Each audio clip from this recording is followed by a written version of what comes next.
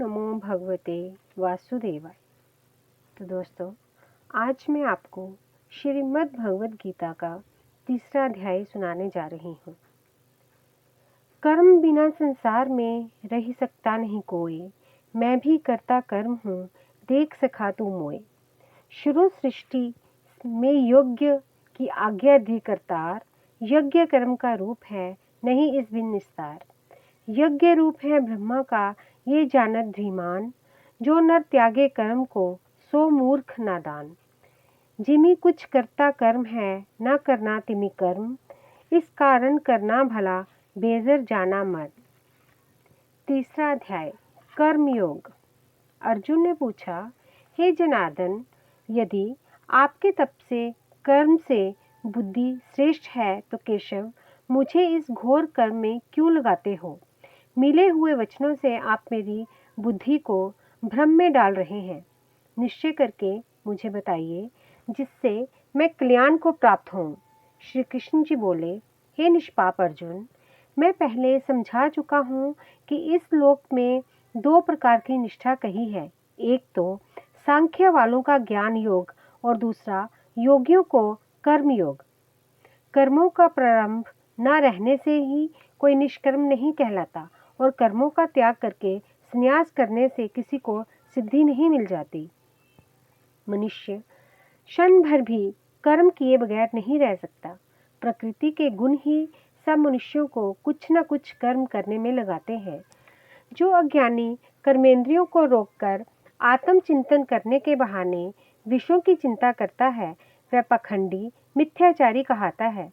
हे अर्जुन, जो इंद्रियों को मन से दमन कर विषयों में प्रवृत्त न होने देकर उनसे कार्य लेता है, वह कर्म योग का अभ्यास करता है और श्रेष्ठ कहलाता है। अपने धर्म के अनुसार नियमित कर्म करो। बिना कर्म किए तुम्हारे शरीर का निर्वाह नहीं हो सकता। हे कुंतय, यज्ञ के निमित्त किए जाने वाले कर्मों को छोड़कर जितने कर्म हैं उनके करने से मनुष्य को बंधन होता है। अतएव तुम फल की इच्छा त्याग कर यज्ञ के लिए कर्म करो। सृष्टि के आरंभ काल में ब्रह्मा जी ने यज्ञ सहित प्रजा को उत्पन्न कर प्रजा से कहा कि यज्ञादि कर्म करके वृद्धि को प्राप्त होंगे। यही सब कर्म करो, तुम्हारे निमित्त कामधेनु होवेंगे। इस यज्ञ से तुम देवताओं को संतुष्ट करते रहो और देवता भी तुमको संतुष्ट करेंगे। इस प्रकार परस्पर बर्ताव करते हुए तुम और देवता कल्याण को प्राप्त होोगे। यज्ञ आदि कर्मों से प्रसन्न होकर देवता इच्छित सुख की सामग्रियां देंगे, परंतु उनके दिए हुए दान को जो बिना उनके भोग लगाए ग्रहण करता है वह चोर है। पंच महायज्ञ करके जो शेष बचा हुआ भोग ग्रहण करता है वह सब पापों से मुक्त हो जाता है, और जो अपने निमित्त ही अन्न पकाते हैं वे पापी पुरुष पाप को ही भक्षण करते हैं। अन्न से प्राणियों की उत्पत्ति होती है। अन्न मेघ से उत्पन्न होता है। मेघ यज्ञ द्वारा जल बरसाता है और यज्ञ की उत्पत्ति कर्म से होती है। कर्म की उत्पत्ति ब्रह्मा से हुई है और ब्रह्मा अक्षर परमात्मा से। इस कारण सदा सब प्राणियों में रहने वाले जो ब्रह्मा हैं वे सब यज्ञों में प्रस्तुत हैं। हे पार्थ, इस प्रकार चलाए हुए कर्म के चक्र के अनुसार जो नहीं चलता है वह पापमय है। जो पुरुष आत्मा में ही रत रहता है और आत्मानंद अनुभव से तृप्त रहता है, उसे कुछ भी कार्य शेष नहीं। वह कोई कर्म करे या ना करे, उसको कोई प्रयोजन अथवा लाभ नहीं है और किसी प्राणी से अपना लाभ कर लेने की भी उसे कोई आवश्यकता नहीं। इसलिए तुम भी फल प्राप्ति की इच्छा त्याग कर कर्तव्य पालन करते रहो। राजा जनक आदि ने भी कर्म सिद्धि पाई है। इसी प्रकार तथा लोक संग्रहण को देखते हुए भी तुमको कर्म करना उचित है। श्रेष्ठ पुरुष जिस कर्म का आचरण करता है, दूसरे मनुष्य उसी मार्ग पर चलते हैं और वह जिसको प्रामाणिक मानता है उसी के अनुसार सब उत्तम मानते हैं। हे पार्थ, मुझको तीनों लोकों में कुछ भी कर्म शेष ना रहा और ना कोई अप्राप्त वस्तु प्राप्त करनी है, फिर भी मैं कर्म करता ही रहता हूँ। यदि हम ही आलस्यमय होकर कर्मों को नहीं करेंगे तो मनुष्य हर प्रकार से हमारे ही पथ का अनुकरण करेंगे।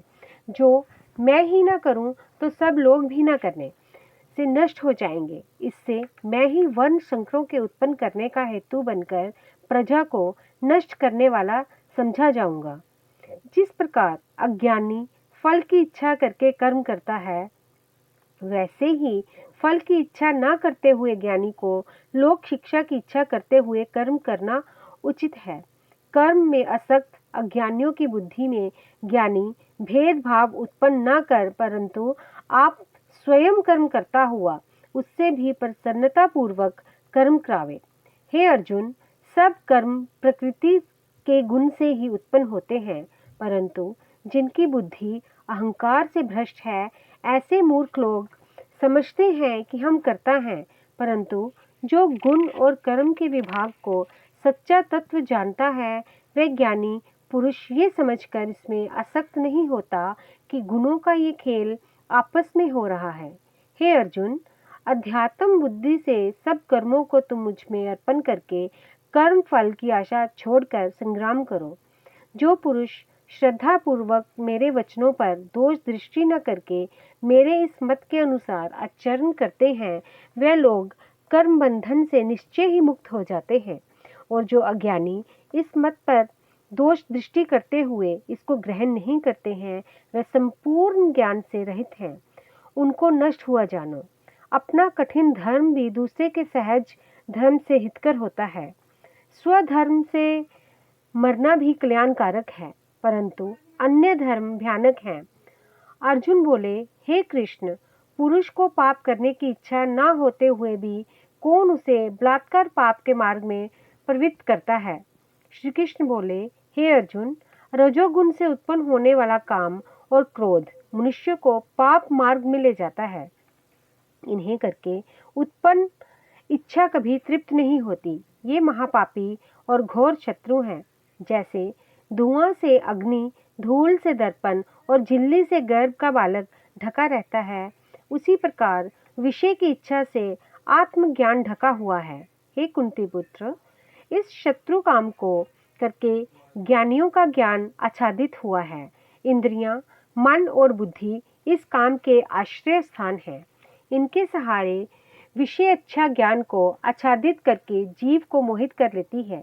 अतएव तुम सर्वप्रथम इंद्रियों को वश में करके ज्ञान और विज्ञान को नष्ट करने वाले इस कर्म को जीतो। कहते हैं कि इंद्रियां प्रबल हैं और इंद्रियों से भी प्रबल मन है। इस प्रकार जो बुद्धि से परे है, उस आत्मा को जानकर निश्चयात्मक बुद्धि द्वारा मन को निश्चल करके, हे महाबाहो, तुम उस दुर्धर शत्रु काम को जीत लो। इति सुपनिषद सुब्रह्मा विद्या योग शास्त्रे श्री कृष्ण अर्जुन संवादे भक्ति योगो नाम तृतीय अध्याय समाप्त। तीसरे अध्याय का महात्म्य। नारायण जी बोले, हे लक्ष्मी, एक शूद्र अकेला ही वन में रहता था। अनर्थों से उसने बहुत सा द्रव्य इकट्ठा किया।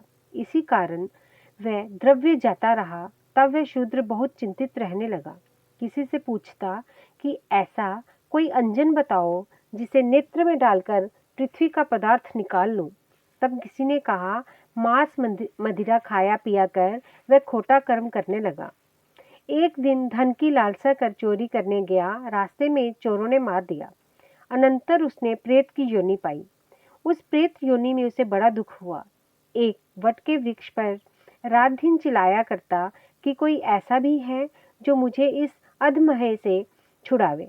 कुछ समय बाद शूद्र की स्त्री से पुत्र जन्मा। जब उसका पुत्र बड़ा हुआ तो एक दिन अपनी माता से उसने पूछा, माता, मेरा पिता क्या करता था और देहांत किस प्रकार हुआ? तब उसकी माता ने कहा, बेटा, तेरे पिता के पास धन बहुत था, यूं ही जाता रहा। एक दिन धन की लालसा में चोरी करने गया, परंतु मार्ग में चोरों ने उसे मार डाला। तब उसने कहा, हे माता, उसकी गति करवाई थी? तब माता ने कहा, नहीं। फिर कहा, हे माता, उसकी गति करानी चाहिए।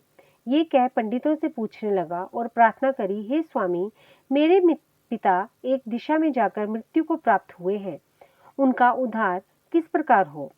तब पंडितों ने कहा, गया जी जाकर उसकी गया करो। तब पितरों का उद्धार होगा। ये सुन माता की आज्ञा लेकर गया जी को गमन किया। प्रयागराज का दर्शन स्नान करके फिर आगे को चला। रास्ते में एक वृक्ष के नीचे बैठा। वहां उसको बड़ा भय हुआ। वृक्ष वहां था जहां उसका पिता प्रेत की योनि को प्राप्त हुआ था। उसी जगह में चोरों ने उसको मारा था। तब उस बालक ने अपना गुरु मंत्र पढ़ा। उसका एक और भी नियम था, वह एक अध्याय श्री गीता जी का भी नित्य पाठ किया करता था।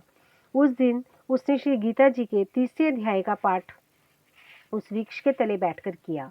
वह उसके पिता ने प्रेत योनि में सुना। सुन के उसकी प्रेत देह छूट गई, देवदेही पाई। स्वर्ग से विमान आए। वह विमान पर चढ़कर उसके सामने आया, आकर आशीर्वाद दिया और कहा, हे पुत्र, मैं तेरा पिता हूँ जो मरकर प्रेत हुआ था। इस तेरे पाठ करने से मेरी ये देवदेही हुई है। अब मेरा उद्धार हुआ है। अब तू गया जी में अपनी खुशी से जा। इतना सुनकर पुत्र ने कहा, हे पिताजी, कुछ और आज्ञा करो जो मैं आपकी सेवा करूं। तब उस देवदेही ने कहा, देख, मेरी 7 पीढ़ियां पितर नरक में पड़ी हैं, बड़े दुखी हैं। अब तू श्री गीता जी के 3रे अध्याय का पाठ करके उनको इस दुख से मुक्ति प्रदान कर। इतना वचन कहकर वह देवदेही स्वर्ग को गई। तब बालक ने वहां 3रे अध्याय का पाठ किया। सब पितरों को पुण्य देकर वैकुंठी गामी किया। जो जीव गीता जी का पाठ करे या श्रवण करे, उसका फल कहाँ तक कहें, कहने में नहीं आ सकता। तब नारायण जी ने कहा, हे लक्ष्मी, ये 3रे अध्याय का जो फल मैंने तेरे लिए कहा है, सो तूने सुना है। तो मित्रों, आज मैंने आपको 3रे अध्याय का महात्म्य बताया। धन्यवाद।